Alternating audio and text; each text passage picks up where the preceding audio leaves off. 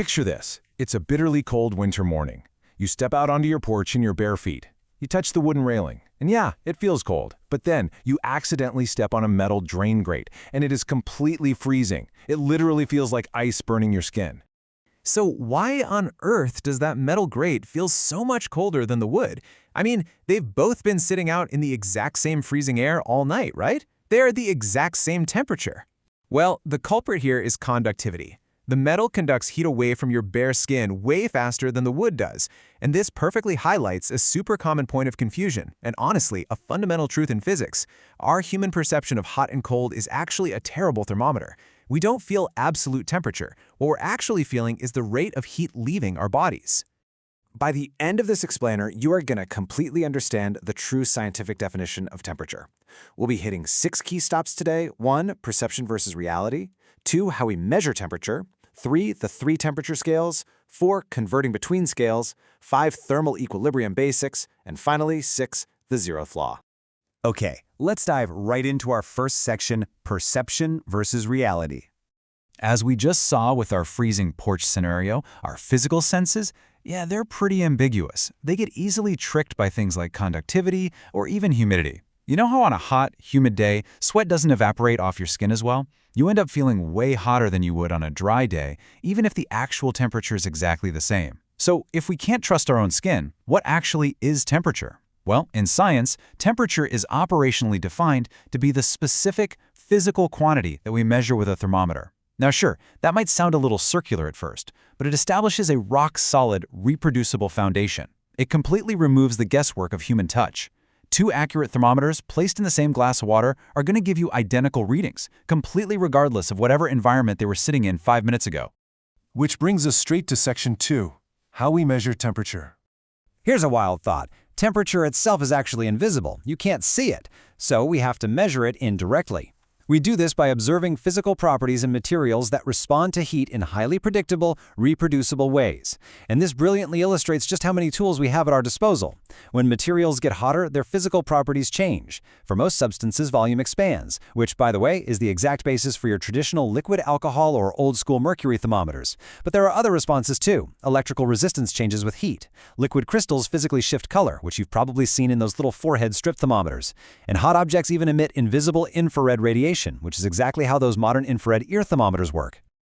Now that we've got a handle on how we measure this invisible property, let's check out the scales we use to standardize it in section 3, the 3 temperature scales. Here we have the core 3, Celsius, Fahrenheit, and Kelvin. Notice the freezing and boiling points of water here. Celsius neatly goes from 0 to 100. Fahrenheit goes from 32 to 212. Now wait, this is super important, so lock this in. Look at the difference in the number of degrees between freezing and boiling. Celsius spans 100 degrees, right? But Fahrenheit spans exactly 180 degrees. That means 1 single degree on the Celsius scale is exactly 1.8 times larger than 1 degree on the Fahrenheit scale. And then there's the Kelvin scale. This is the gold standard for absolute science. It's an absolute scale, meaning it literally starts at absolute 0, or 0K. And notice, we don't use a degree symbol with Kelvin. Absolute 0 is the lowest possible temperature in the entire universe, which equates to negative 273.15 degrees Celsius.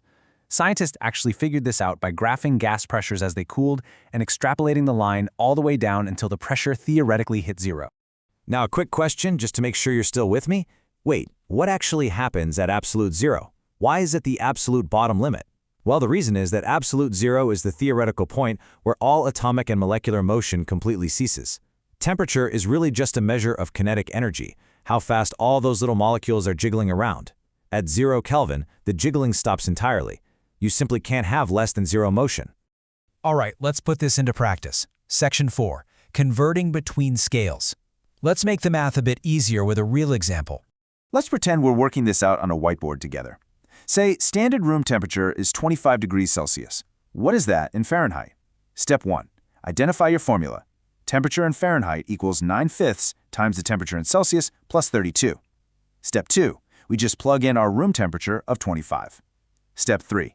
Calculate. 9/5 of 25 is 45. Add 32 to that, and boom, you get a very comfortable 77 degrees Fahrenheit.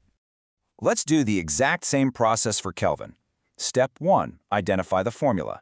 Temperature in Kelvin simply equals temperature in Celsius plus 273.15. Step 2.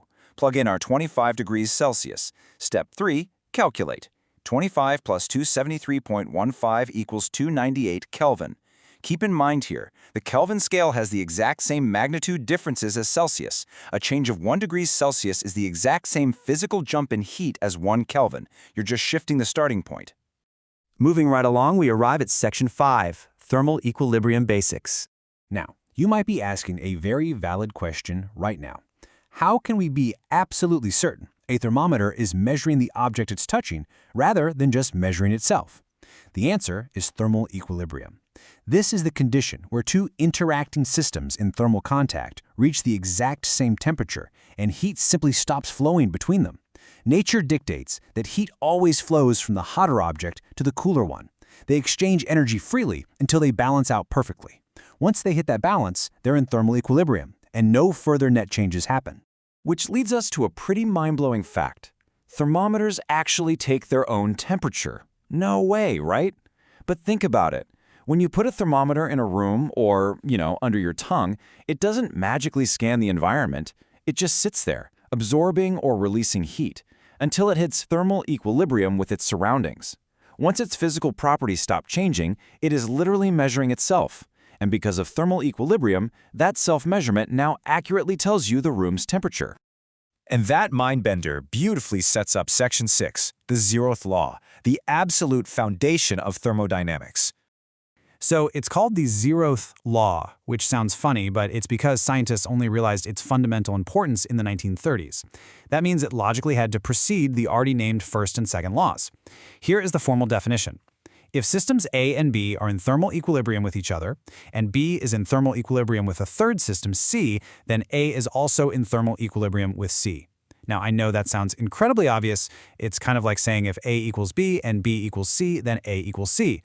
But the absolutely crucial point here is that this exact logic is what allows us to trust universal temperature measurement across the board. Let's connect this to a real-life analogy so it really sticks. Picture a newborn baby in a hospital incubator. The baby is wearing barely any clothes, but is staying perfectly warm. Why? Well, System A is the carefully controlled incubator air. System B is the cot mattress. System C is the newborn baby. Because the hospital controls the air to be in thermal equilibrium with the cot, and the cot is in equilibrium with the baby, we know for a fact the baby is in perfectly comfortable thermal equilibrium with the surrounding air. If A equals cot and cot equals baby, then air equals baby. That is the zeroth law in action. To wrap things up, let's just look at the incredible scale of thermal equilibrium out there in nature.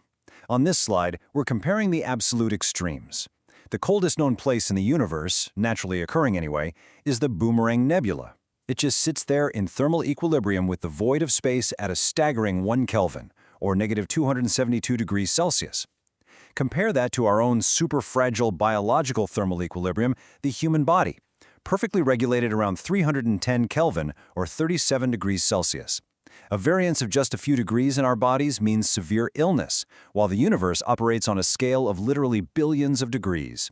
Which brings us to our final provocative thought for today. If the universe can naturally cool down to just 1 Kelvin in the Boomerang Nebula, will humanity ever discover a way in the laboratory to freeze molecular motion entirely and truly hit absolute zero?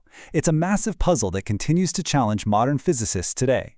Thank you so much for attending today's explainer on temperature and thermodynamics. Make sure you review those conversion formulas and join me